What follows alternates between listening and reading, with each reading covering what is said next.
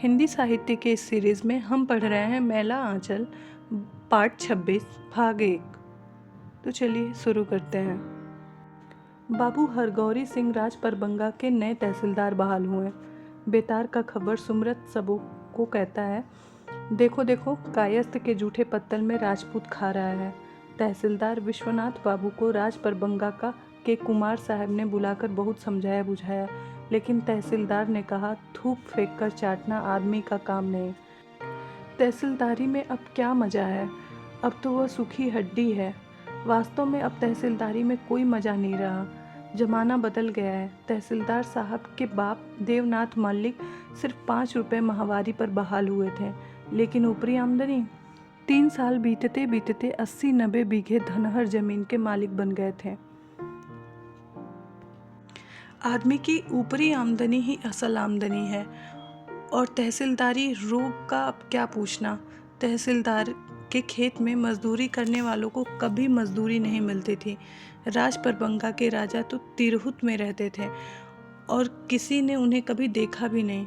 असल राजा तो बूढ़े देवनाथ मल्लिक थे। उस समय कटिहार शहर ठिकाने से बसा भी नहीं था। बूढ़े तहसीलदार साहब अपने सलीम शाही जूते के तल्ले में काटियाँ पुरैनियों से ठुकवा कर मंगवाते थे और 3 महीने में ही काटियाँ झड़ जाती थीं। सुनते हैं वे बोलते बहुत कम थे, कान से कम सुनते थे, और जब बोलते थे तो मारो सालों को 10 जूते। कमला नदी के बगल में जो गड्ढा है उसी में जोग पाल कर रखा था। जिसने तहरीर, तलबाना और नजराना देने में देरी की, उसे उस गड्ढे में 4 घंटे तक खड़ा करवा दिया। पाँव के अंगूठे से लेकर जांग तक मोटे मोटे जोग घुंघरू की तरह लटक जाते थे। वह जमाना तो बूढ़े तहसीलदार के साथ ही चला गया।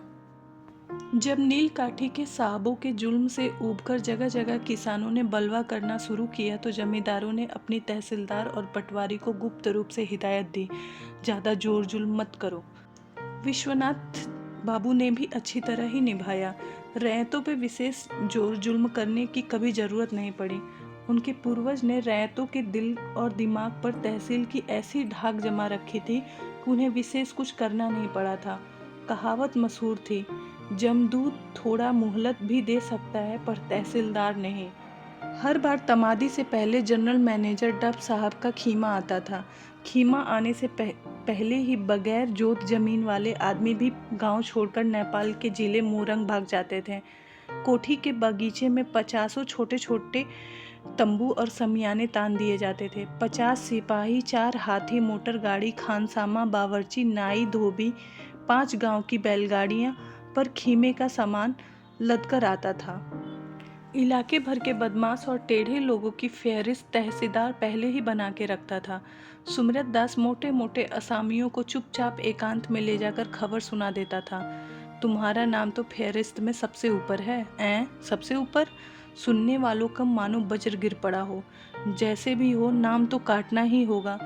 फेहरिस्त बनाने के समय तहसीलदार साहब सुमरत दास की भी राय लेते थे। सुमरत दास साल भर की घटनाएं याद कराते हुए लिखाता था। हाँ, अनंत पर्व के दिन रंजीत दूध लाने के लिए गया था तो गुवर टोली के सतकौड़ी ने झूठ बोलकर बर्तन वापस करा दिया था। भैंस सूख गई। कुंजर टोली के फंजर आदमियों ने करेला नहीं दिया था। तहसीलदार साहब ऐसे लोगों का नाम याद करते हैं जिन्हें राज के मुकदमे में गवाही देने से इनकार किया, दाखिल खारिज करवाकर तहसीलदार का नजराना हड़प लिया। किन लोगों को पैसे की गर्मी हो गई है, कौन राह चलते ऐंठ कर चलता है, और पंचायत में उनके सिपाहियों के विरुद्ध किन लोगों ने गवाहियां दी थीं। डफ साहब खजाना वसूली से ज़्यादा महत्व देते थे राज के रोब को। राज का रोब ही असल चीज़ है। उनका कहना था, हमारा स्टेट में एक भी बदमाश अम नहीं देखने मांगता। तुम हमारा तहसीलदार को झूठा बोला, हमारा अमला झूठा, तुम शाला का बच्चा चच्चा, चेतरू मांदल, माए बाप। एक जोड़े अर्धनग्न आदमी थरथर कांपता हुआ खड़ा हुआ। तुम मुकदमा में उगाई क्यों नहीं दिया? माए बाप, फफफ माए बाप का बच्चा, सिपाही चाबुक देगा। सपाक सपाक सपाक कोड़े बरसने लगते हैं। सीन, तुम चेतरी आए, राजपट आए, तुम हमारा तहसीलदार से नहीं जीत सकेगा, तुम हमको बेइज्जत करेगा बदमाश। और इसके बाद साल भर तक इलाके में अमन चैन का राज। तहसीलदार साहब के डर से लोग थर थर काँपते रहते थे, लेकिन अब जमाना बदल ही नहीं गया, साफ उलट गया है। सिंह जी ने बहुत कोशिश पैरवी करके हरगौरी को तहसीलदारी दिला दी है। मैनेजर साहब को पूरे 400 रुपये की सलामी दी गई है। सुना है बही बस्ता लेके समय पर छींक पड़ गई थी। अब नए तहसीलदार की तहसीलदारी कैसे चलती है, देखना है। राजपूतौली टोली का बच्चा बच्चा खुश है। शिवशंकर सिंह सबों से कहते हैं, हरगौरी एक क्लास और पढ़ लेता तो मैनेजरी धरी थी। काली कुर्ती वाले संयोजक जी बौद्धिक क्लास में समझा रहे थे, जिस तरह यह तहसीलदारी कायस्थों के हाथ से राजपूतों के हाथ में आई है, उसी तरह सारे आर्यव्रत के राजकाज का भार हिंदुओं के हाथ में आएगा और उस दिन आर्यव्रत के कोने कोने में हिंदू राज का पताका लहराएगी। ज्योतिकी जी सलाह देते हैं, बिना लक्ष्मी की पूजा किए बही बस्ता हाथ से नहीं लगाया जाए। शुक्रवार को शुभ दिन है, कार्य आरंभ, यात्रा, गृह निर्माण आदि। बलदेव जी को बार बार अपने सपने की बात याद आती है। विशाल सभा, हरगौरी माला पहना रहा है लक्ष्मी को। कॉमरेड कालीचरण और वासुदेव अपनी पार्टी के मेंबरों से कहते हैं, पुराने तहसीलदार यदि नागनाथ थे तो यह नया तहसीलदार सापनाथ है। दोनों में कोई फ़र्क नहीं है, दोनों ही जालिम जमींदार के कठपुतले हैं। सोशलिस्ट पार्टी के सेक्रेटरी साहब ने कहा है, लोग संघर्ष के लिए तैयार रहें। बावन दास के लिए यह गांव नया है, गांव के लोग नए हैं, वह अभी चुप है।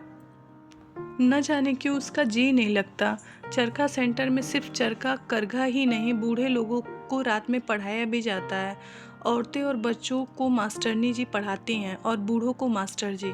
बूढ़ा विरंची दास 10 दिनों में क ख ग घ पढ़ रहा है, लेकिन क के बदले ग से ही कहरा शुरू करता है, ग ख ग ख। मास्टर जी हैरान हैं, क्या सचमुच में बूढ़ा तोता पोस नहीं मानता।